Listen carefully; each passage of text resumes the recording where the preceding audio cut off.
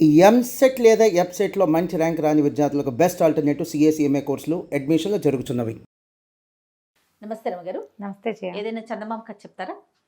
మహాశిల్పి కథ చెప్తాం. పూర్వం ఎప్పుడో కొన్ని వేల సంవత్సరాల క్రితం ఒక అద్భుతమైన శిల్పి ఒక అతను ఉండేవాడు. ఆయన విచిత్రమైన భవనాలు, అద్భుతమైన బిల్డింగులు కట్టేవాడు. పెద్దగా ధనం ఆశించేవాడు కాదు. ఇతనిది ఒక పల్లెటూరు. భార్య, ముసలి తల్లి ఉన్నారు. సంతానం ఉన్నట్టుగా కనపడదు. కానీ ఈయనకి బోలెడు మంది చుట్టాలు పక్కాలందరూ అదే ఊళ్ళో ఉండేవాళ్ళు. అయితే ఏమైందట, వీళ్ళు ఒక పెద్ద నదీ పరివాహక ప్రాంతంలో ఉన్నారు.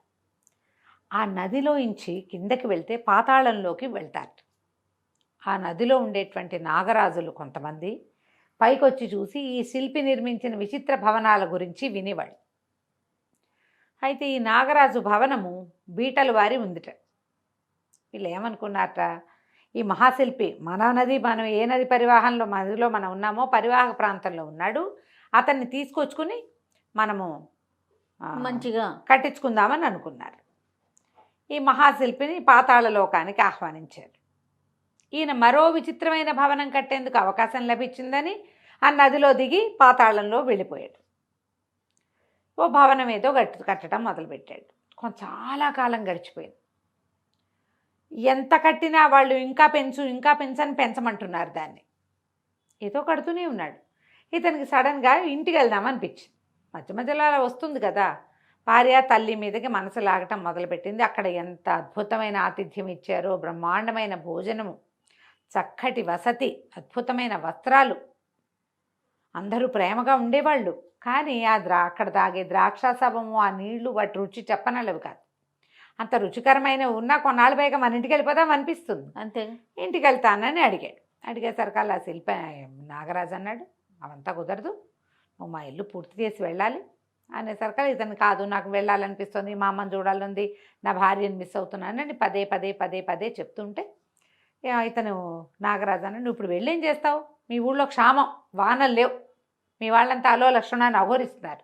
అలాంటి చోటుకి ఏం వెళ్తావు? ఇక్కడ శుభ్రంగా చక్కగా తిని తాగి హాయిగా పనిచేసి బిల్డింగ్ పూర్తయ్యాక నేను ఇచ్చే అద్భుతమైన బహుమతులు పుచ్చుకుని వెళ్తూ కానీ మళ్ళు మాణిక్యాలు నువ్వు ఇప్పుడు వెళ్ళేం చేస్తావు నువ్వు అన్నాడు. అనగానే ఇతను బెంగ పెరిగిపోయింది. అంటే నేను ఇక్కడ శుభ్రంగా తిని హాయిగా పడుకుంటూ ఉంటే నా వాళ్ళందరూ తిని తినక ఉన్నారా? క్షామం అంటే నీళ్లు లేవు, నీటి చుక్క లేదు. నేను నీళ్ల కింద ఉంటే నా వాళ్ళు నీళ్లు లేక చచ్చిపోతున్నారు. ఇతను అడిగాడు, అయితే మా వాళ్ళకు ఒక వాన కురిపించు నువ్వు అని అడిగితే, ఆ వానలో గేన్లు కురిపించలేము, ఇది ముందే నిర్ధారించబడింది, 95 రోజుల క్షామం, ఇది తప్పదు, అసలు ఏమీ చుక్క నీళ్లు లేకుండా అయిపోవాలి అంతే. వాళ్ళు పోయిన వాళ్ళు పోతారు, అందరు చచ్చిపోతారు కదా అన్నాడు. పోయిన వాళ్ళు పోతారు, ఉన్నవాళ్ళు ఉంటారు, అంతే. నాకు ఇదంతా ప్రీ ప్లాన్డే, ఇక రెండో మార్గం లేదు అనేసరికి ఇతనికి ఏం పని చేయబుద్ధి కాల. ఆ బిక్కమొహంతో అటు ఇటు కూర్చుని తోచక ఉండి ఏమనిపించింది, వీడిని భయపెట్టైనా ఇక్కడి నుంచి వెళ్ళిపోవాలి, ముందు వెళ్ళి భార్యను చూసుకోవాలి, తల్లిని చూసుకోవాలని ఉంది. ఏం చేశాడు, ఈ బిల్డింగ్ మొత్తానికి ఆధారభూతమైన ఒక స్తంభం ఇతనికి అంటపడితే ఒక రంపం తీసుకుని దాన్ని కోసేసాడు. కోయటం మొదలుపెట్టేసరికి బిల్డింగ్ అంతా కదిలిపోతుంది. బాగా నిర్మించిన భవనం ఇంకా మెరుగులు దిద్దుతున్నారు దానికి. హడిలిపోయారు అందరూ, బిల్డింగ్ పడిపోయేలాగా ఉందని. నాగరాజు పరిగెత్తుకొచ్చాడు. ఏం చేస్తున్నావంటే, నీకోసం నేను ఆకాశహార్మ్యాలు నిర్మిస్తుంటే మా ఊళ్ళో వాళ్ళకి నువ్వు వానన్నా కురిపించనన్నావు, నన్ను కంటితో కూడా చూసి రానివ్వటం లేదు అనేసరికి ఆయన చేతులు పుచ్చుకుని ఆపాడు. వద్దు వద్దు, చూస్తావు అంతే కదా మీ వాళ్ళని, పోనీ కనీసం మా ఊళ్ళో వాన పడేలాగా చెయ్యి, మా ఒక్క ఊరికి వాన పడేలా చేసినా సరే అని అడుగుతున్నాడు. ఆయన ఒప్పుకోవటంలా. సరే ఏమన్నాడు, సరే మీ వాళ్ళని చూసిరా అని చెప్పి తన పై బట్టని, ఉత్తరీయం ఉంటుందిగా, దాన్ని ఇతను నెత్తి మీద కప్పాడు. పైకి వెళ్ళి చూసిరా అన్నాడు. ఎప్పుడైతే ఇతను ఈ నది లోపల నుంచి బయటికి తీసుకొచ్చి వదిలిపెట్టారు, ఊళ్ళోకి ప్రవేశించేసరికి వాన మొదలైంది. ప్రజలు పరవశించిపోయారు. అమ్మయ్య, వాన లేక చచ్చిపోతున్నావు, ఇక మొత్తం అన్నీ నిండిపోతాయి, బావులు గీవులు నిండిపోతాయి, ఈ ఎండంతా పోతుందని జనాలు పరవళ్ళు దొక్కుతూ సంతోషంగా పరవశించిపోతూ రోడ్ల మీద సంతోషంగా తిరుగుతున్నారు. వాళ్ళు చూసేసరికల్లా వాళ్ళకి దూరంగా ఇతనేమో చేతులు ఊపుతూ పలకరించడానికి ప్రయత్నం చేశాడు. ఎవ్వరూ అతన్ని చూడలే. అతని స్థానంలో ఒక 5 తలల సర్పం కనపడింది ఊరి వాళ్ళకి. అబ్బా. వాళ్ళు ఆ సర్పానికి దండాలు పెట్టారు. ఇతను మాట్లాడుతున్నా వాళ్ళు ఎవ్వరూ అతనితో మాట్లాడలే. సర్పాన్ని చూస్తే ఎలా ఉంటుంది? సంతోషము, దైవం అన్న భక్తితో పాటు భయం కూడా భయం ఉంటుంది. కూడా ఉంటుందిగా. ఈ సర్పం మన ఊళ్ళోకి నదిలో ఇంచి బయటకు వచ్చింది, అందుకే మనకు వాన వచ్చిందని నమ్మారు వాళ్ళు. అందుకే మనకు వాన వచ్చింది, సర్పం వల్లే వాన వచ్చింది. దివ్య సర్పం ఇది, దీని గుడి కడదాం. నీరుంటే మిగిలినవన్నీ ఉన్నట్టే. వాళ్ళకి సంపద ఉంది అందరి దగ్గర, నీరు లేదు. నీరు లేకపోతే సమస్య కదా. అంతే. గాలి నీరు ప్రాణాధారమైనవి కదా. గుడి కడతామన్నారు, కొబ్బరికాయలు కొట్టారు, పాలు తెచ్చి పోసారు, దండాలు పెట్టారు. పడి ఆ వానలోనే జనమంతా. ఇతను అక్కడ ఉన్నంతసేపు అక్కడ వాన పడుతూనే ఉంది. అతను అక్కడి నుంచి తన ఇంటికి వెళ్ళడానికి ప్రయత్నం చేశాడు. చుట్టాలు పక్కల అందరూ చూసొచ్చాడు. ఆ ఊళ్ళో అతను తిరిగినంతసేపు వాన కుండపోతగా పడింది అక్కడ. ఆ కుండపోత వానే వాళ్ళ తలుకు కరువును తీర్చేసింది. ఇతను తన వాళ్ళందరినీ చూసి వెనకెళ్ళి ఈ నాగరాజుతో పోట్లాడాడు.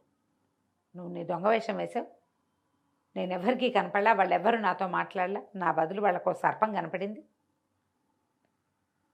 నువ్వు నన్ను మోసం చేసా అంటే, కాదు నా జాగ్రత్తలో నేనున్నా, నీకు నీ వాళ్ళని చూడాలనుంది, వెళ్ళి చూసొచ్చావు కదా, వాన్ అడిగావు, అది కూడా ఇచ్చాంగా, నువ్వు మామూలుగా కనపడితే నువ్వు అక్కడే ఉండిపోయేవాడివి, వెనక్కి రావు, అంతేగా.